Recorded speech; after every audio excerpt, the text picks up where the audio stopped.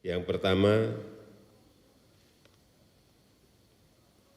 fokus dan waspada akan potensi krisis. Utamakan kepentingan masyarakat dan kepentingan nasional. Jangan sampai karena ada persaingan politik, program pemerintah menjadi terhambat. Yang kedua, antisipasi dan proyeksi agar pendapatan negara tidak terganggu. Sampai saat ini, tadi pagi saya sudah mendapatkan laporan dari Menteri Keuangan, pendapatan negara di semester 1 masih baik.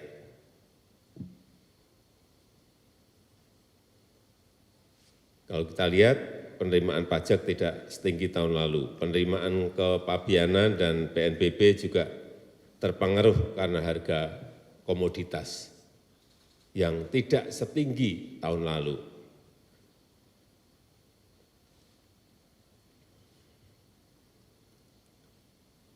Oleh sebab itu, kita agar paham risiko dan semuanya harus kita kelola sebaik mungkin. Kemudian yang ketiga, pastikan pertumbuhan ekonomi tumbuh positif di semester kedua. Apa yang harus kita lakukan? Dongkrak konsumsi rumah tangga. Saya kira tahu semuanya apa yang harus dilakukan. Stabilkan harga kebutuhan pokok dan ketersediaan stok pangan. Ini penting sekali. Terus jaga inflasi di daerah dan pastikan capaian investasi sesuai target. Ini kunci. Kemudian untuk pangan, pastikan ketersediaan pupuk tepat sasaran dan jaga stabilitas moneter dan stabilitas sektor perbankan. Ini juga sangat penting. Yang keempat, maksimalkan realisasi belanja APBN dan APBD tahun 2023. Prioritaskan belanja barang dan modal pada produk dalam negeri. Pastikan semua program bansos disalurkan tepat waktu dan sasarannya juga tepat.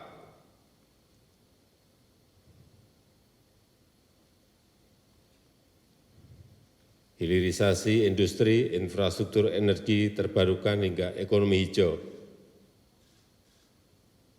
Jangan kehilangan fokus di bidang ini. Lihat dan kaji program yang dalam APBN belum berjalan, apa penyebab dan bagaimana kelanjutannya. Dan yang paling penting, ini perlu saya tekankan, hati-hati untuk pembelian barang-barang. Ini untuk Kementerian Pertahanan, Polri, BIN, Kejaksaan. Karena angkanya saya lihat cukup besar, 29,7. Sedangkan kalau kita bandingkan untuk jalan irigasi, bendungan, itu di angka 23,5 triliun. Kenapa saya sampaikan ini? Ini nanti pasti akan berdampak pada pemeliharaan, pada perawatan, pasti itu. Dan kelihatan ini, pemeliharaan di PU 14,9 T, pemeliharaan di PU, artinya pemeliharaan jalan, pemeliharaan irigasi 14,9 T. Sedangkan pemeliharaan di kementerian dan lembaga yang tadi saya sampaikan 21,5 T. Langsung kelihatan. Ini hati-hati, jangan sampai kita beli barang banyak-banyak, yang akhirnya kalau manfaatnya maksimal enggak apa-apa, tapi manfaatnya tidak maksimal, kemudian biaya pemeliharaan bisa naik sampai 21,5 T. Ini yang harus coba dilihat lagi secara detail. Kita harus menjaga agar APBN kita tetap sehat. Dan yang kelima, antisipasi potensi musim kemarau panjang akibat El Nino. Meskipun real, kita sudah membangun ribuan, lebih dari 5.000 embung.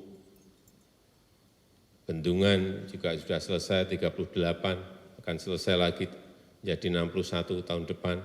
Tapi tetap ini harus urusan pasokan air di embung dan bendungan yang telah dibangun betul-betul harus dikelola dengan baik.